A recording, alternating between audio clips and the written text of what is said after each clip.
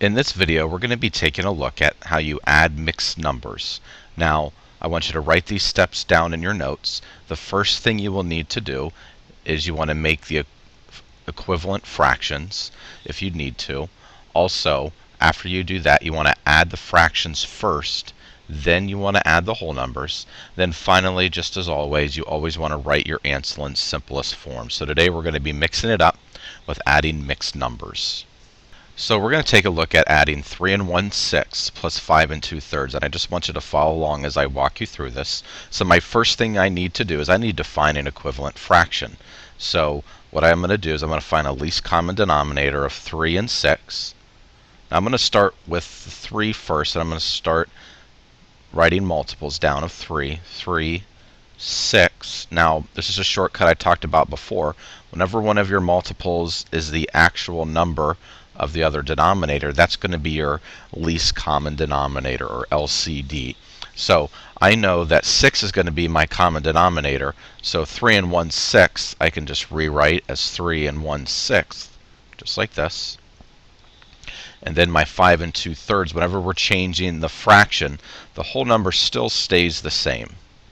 Okay, and then we have 4/6 will be our new fraction because we need to multiply 3 times 2, and therefore the numerator is multiplied by 2 as well, giving us 4.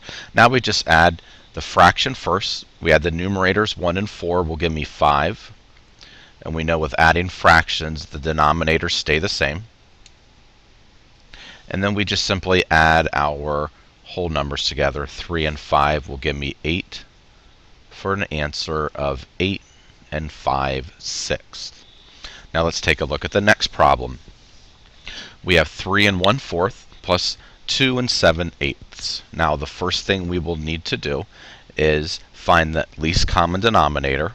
So I will write my 4 down and my 8 down. I'm going to skip count by 4s first of all.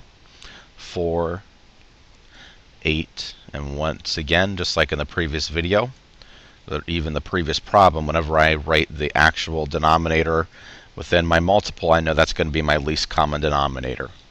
So I'm going to change this denominator of 4. I'm going to change that to an 8 by multiplying by 2 in the denominator, so I need to multiply by 2 in my numerator as well. 1 times 2 will give me 2. And then 4 times 2 will give me 8.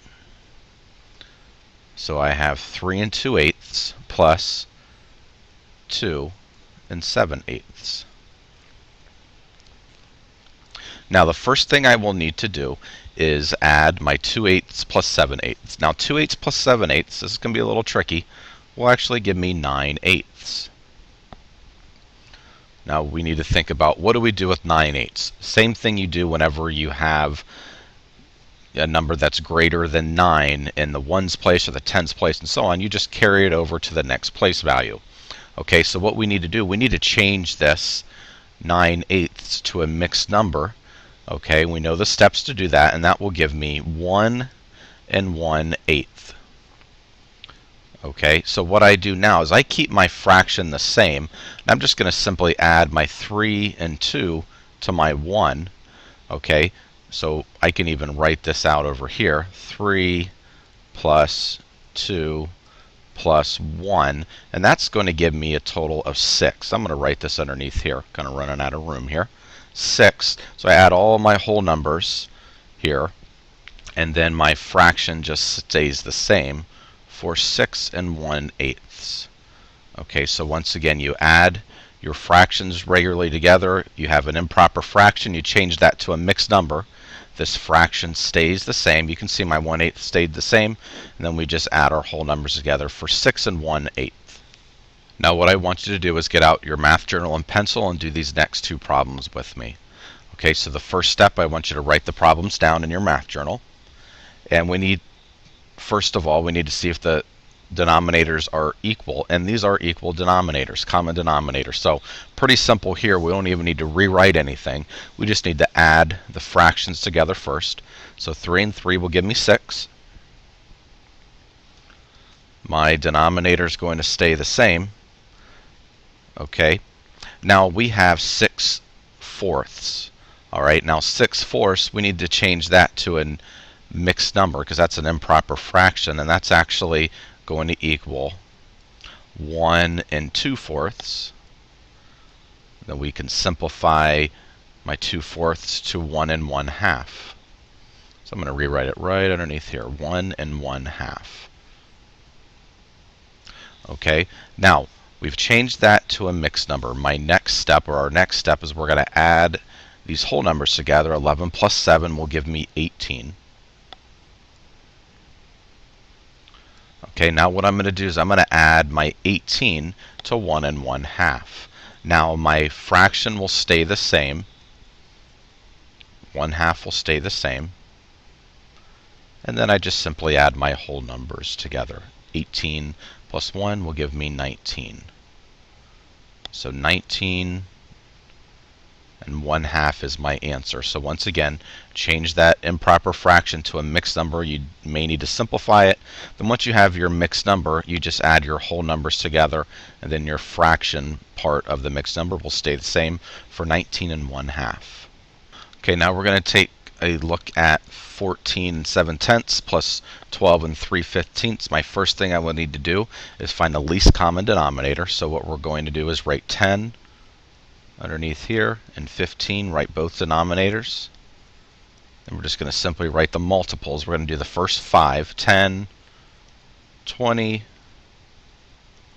30,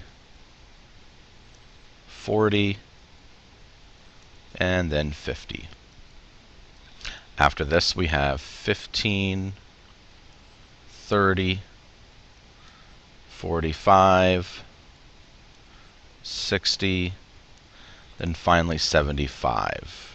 Okay, we see our least common denominator is 30. So 30 is going to be the common denominator between these two fractions. You erase everything here. Okay, now we need to think about what we need to do to 10 in order to make it to 30. We need to multiply 10 times 3, therefore we multiply the 7 times 3 as well. So that's going to give me 14 21/30. And then we can come down to our 12 3/15. We multiply that 15 times 2 to get to 30. That's 6 times 2 to get to 30. So 3 times 2 will give me 6. 15 times 2 will give me 30. And then we just simply write 12 down as well. Okay, now we have our common denominators. Everything's ready to go. 21. Now we just add our fractions. 21 plus 6 will give me 27.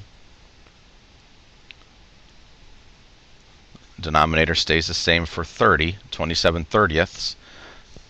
14 plus 12 is going to give me 26. Now we need to simplify this problem. Okay, so we can see that 3 goes into both numbers. Okay, so we can divide it by 3, numerator by 3, denominator by 3. That's going to give me 9/10. And then our whole number will be 26, will stay the same for 26 9/10. Now what I want you to do is pause the video and complete these two problems in your math journal. When you're finished, you can press play and I have the answers for you. So I want you to pause the video now. Okay, so here are the answers for the final two problems. We have 40 1/10. You can see I found a common denominator of 10. So 5 plus 6 gave me 11/10. I had to change that to a mixed number, 1 1/10, and then I added my whole numbers together, 39, and I added that to my mixed number, giving me an answer of 40 1/10. Then finally, 3 5/8 plus 4 1/2 gave me 8 1/8. First thing I needed to do is find a common denominator, and that was 8.